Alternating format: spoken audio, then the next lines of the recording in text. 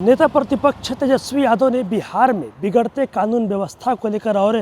स्वास्थ्य व्यवस्था को लेकर सरकार से कई सारे सवाल किए थे, सरकार को घेरते नजर आ रहे थे। और देखिए अब नेता प्रतिपक्ष तेजस्वी यादव ने सीएम नीतीश को एक चिट्ठी लिखी है और देखिए उस चिट्ठी में धमकी भरे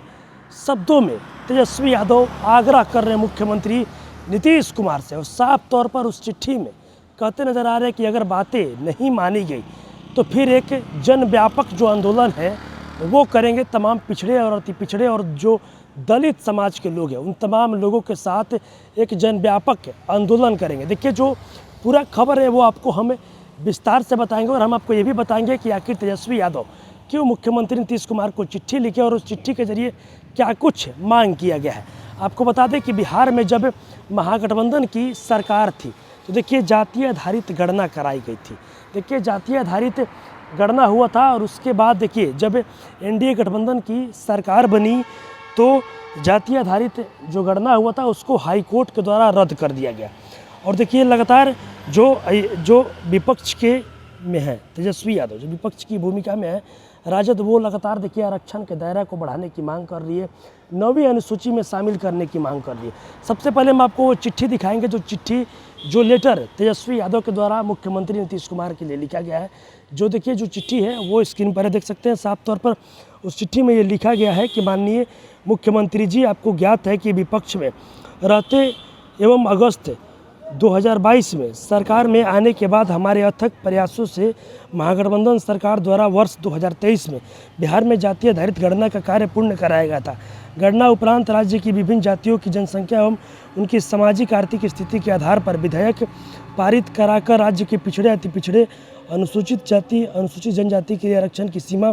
65% तथा आर्थिक रूप से कमजोर वर्गों के लिए 10% आरक्षण का जो प्रावधान किया गया था। फलस्वरूप बिहार में सरकारी नौकरियों एवं शैक्षणिक संस्थानों में नामांकन हेतु कुल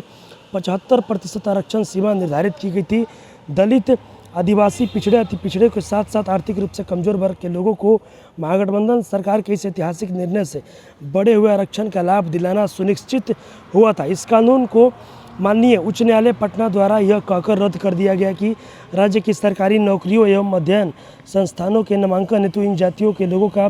पर्याप्त प्रतिनिधित्व का अध्ययन नहीं कराकर आरक्षण सीमा को बढ़ाया गया है। सर्वविदित हो कि इस तर्ज पर तमिलनाडु में पिछले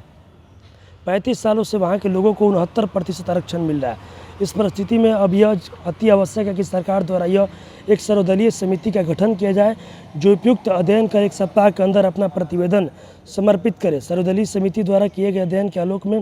बिहार विधानसभा का एक दिन का विशेष सत्र बुलाकर एक नया आरक्षण विधेयक पारित करा कुल 85% आरक्षण का प्रावधान करे और इसे 9वीं अनुसूची में डालने की अनुशंसा की जाए। साफ तौर पर देखिए लिखा गया है, ये भी कहा गया है कि क्या भारतीय जनता पार्टी और आरएसएस की नीतियों पर चल रही है एनडीए सरकार नहीं चाहती है कि वंचित वर्गों के आरक्षण की वर्तमान सीमा को बढ़ाकर 85% किया जाए, जिससे कि राज्य के दलित, आदिवासी, पिछड़ा, अति पिछड़ा एवं अन्य दबे कुचले लोगों को बढ़े हुए आरक्षण का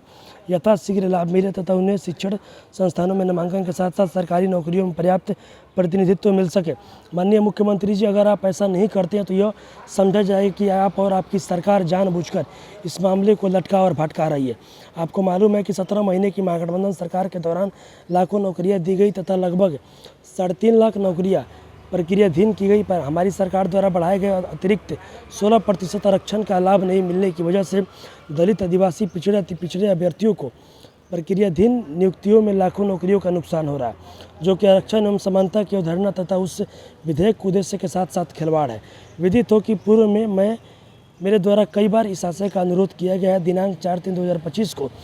महागठबंधन दल के कई माननीय विधायकों द्वारा विधानसभा में इस मामले पर विचार विमर्श हेतु कार्य स्थान प्रस्ताव भी लाया गया था। महामहिम राज्यपाल महोदय के फरवरी 2025 के भाषण पर धन्यवाद प्रस्ताव पर दिए गए अपने संशोधनों में भी मेरे द्वारा यह अनुरोध किया गया था।